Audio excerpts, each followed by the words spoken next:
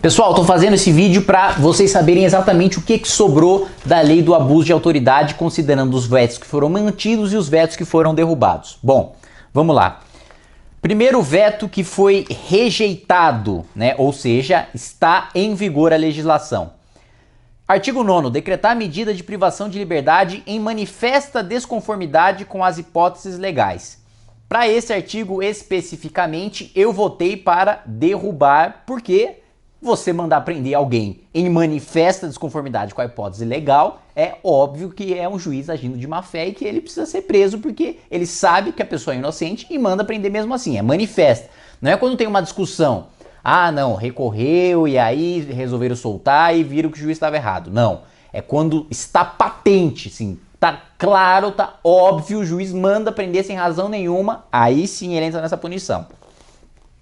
Outro ponto que foi rejeitado, o veto foi derrubado, o parágrafo único desse mesmo artigo.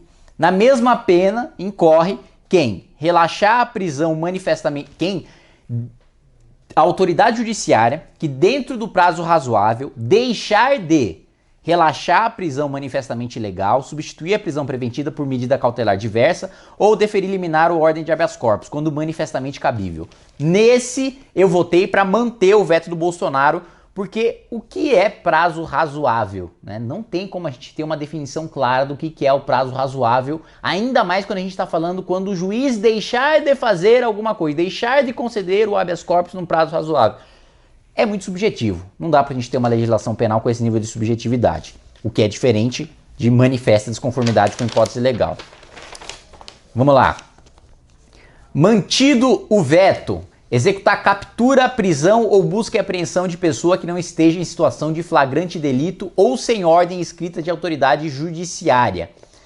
Esse ponto também votei para derrubar. Se você mandou fazer busca e apreensão sem autorização judicial, você tá sacaneando, cara. Você tá cometendo um abuso de autoridade, claro. Mandei fazer uma busca e apreensão na sua casa sem a autorização judicial, foi lá a polícia na sua casa, vasculhou tudo, levou coisa. Sem autorização judicial, isso efetivamente tem de ser punido. Mas esse veto foi mantido pelo Congresso, portanto a lei esse artigo não está em vigor. Outro ponto importante fotografar ou filmar, permitir que fotografem ou filmem, divulgar ou publicar fotografia ou imagem de preso, internado, investigado, iniciado ou vítima sem seu consentimento ou com autorização obtida mediante constrangimento ilegal com o intuito de expor a pessoa a vexame ou execração pública. Eu votei para manter esse veto e esse veto foi mantido. O juiz não tem como controlar, o promotor não tem como controlar quem é que o investigado, o indiciado ou a vítima, quando eles são fotografados, quando eles são filmados ou qualquer coisa do tipo.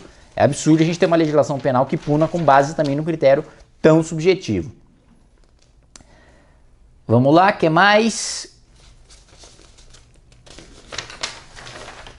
Ponto relevante, isso aqui é um veto que foi rejeitado, que eu acho que é um ponto grave e que a gente precisa tomar uma atitude em relação a isso. Deixar de identificar-se ou identificar-se falsamente ao preso por ocasião de sua captura ou quando deva fazê-lo durante sua detenção ou prisão, ou também tem um parágrafo único também falando no procedimento investigatório ou no interrogatório. Bom, ou seja, o policial pega um líder do PCC, ele precisa falar o nome dele pro líder do PCC, o nome verdadeiro completo pro líder do PCC. Isso aqui, Bolsonaro vetou, mas o Congresso derrubou o veto. Eu acredito que isso é um completo absurdo, absolutamente contrário a qualquer tipo de racionalidade. Né? Todo país envolvido do mundo você tem um sistema para proteger o juiz, o promotor, o policial que age contra a organização criminosa justamente porque você não pode colocar a família daquele cara em risco ou mesmo a própria vida daquele cara em risco. Né? Já está em risco dele atuar como policial, como juiz, como promotor. Você ainda obriga o cara a passar o nome completo dele para ter o endereço, para ter a família, a mulher, os filhos, etc. Isso para mim é completamente absurdo. A gente precisa propor, aliás, boa ideia, já proponho, já vou falar para aqui, preparar para propor para revogar isso aqui imediatamente. A questão de se identificar no abuso de autoridade não faz o menor sentido. Veto mantido, submeter o preso, internado ou apreendido ao uso de algema sem justificar. Não tem como você saber quando o cara vai fugir, quando o cara não vai fugir, quando ele vai reagir, quando ele não vai reagir. Não tem como a gente deixar um crime tão subjetivo. Ah, algemou sem causa. como é que você sabe que o cara não vai fugir? Como é que você sabe que o cara não vai agredir? Tem casos que dá pra você saber, né? Que é um velhinho e tal, ou o cara tá cercado, etc. Mas e quando não dá? E quando tá na incerteza? Quando o cara algema na dúvida? Na dúvida ele não vai algemar para não cometer crime, não ser punido, policial? Esse veto foi mantido pelo Congresso Nacional e eu concordo 100%. Não faz sentido você punir o policial que na dúvida algemou o criminoso. Vamos lá, outro ponto.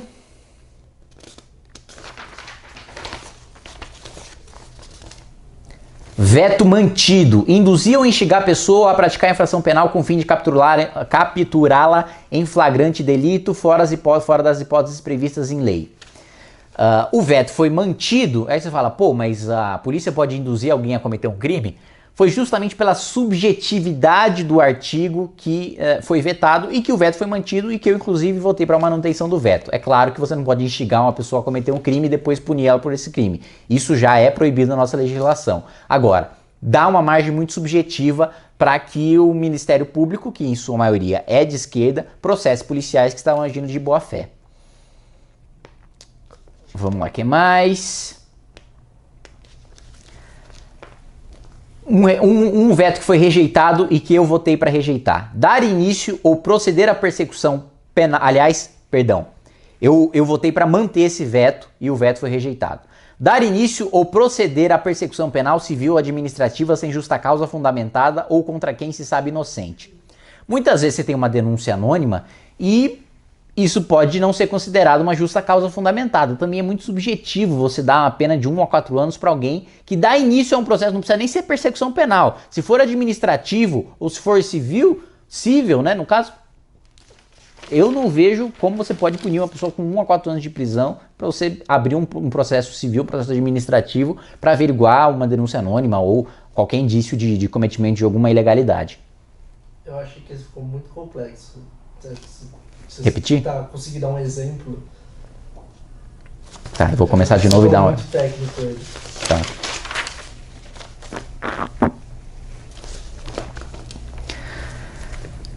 O artigo 30, o veto foi rejeitado. Então, esse artigo está valendo. Dar início ou proceder à persecução penal, civil ou administrativa sem justa causa fundamentada ou contra quem se sabe inocente. Bolsonaro vetou e eu fui junto com o Bolsonaro nessa, porque é uma questão muito subjetiva, né? Então, você iniciou um procedimento administrativo, então, por exemplo, eu recebi uma denúncia anônima de que um cara da Receita roubou dinheiro. Aí você começa um processo administrativo contra o cara, a própria Receita, para ver se efetivamente ele roubou ou não roubou, como a denúncia diz. Isso é justa causa fundamentada? Dependendo do juiz, pode ser ou pode não ser. Muito subjetivo e justamente por isso votei para manter o veto. Infelizmente, o veto foi derrubado.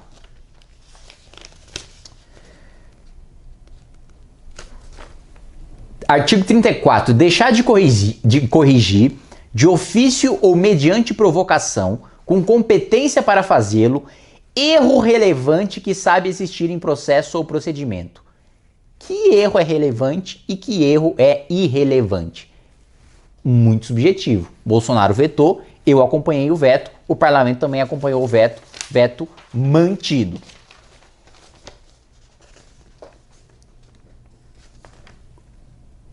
O que mais? Coibir, dificultar ou impedir por qualquer meio sem justa causa a reunião, associação ou agrupamento pacífico de pessoas para fim legítimo. Você fala, pô, liberdade de manifestação, né? Faz sentido. Qual que é o problema disso?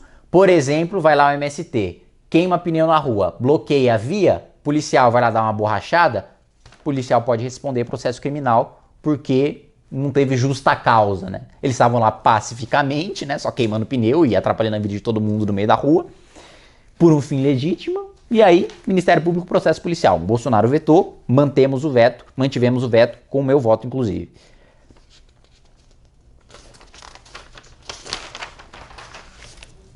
E é isso. Os principais pontos são esses.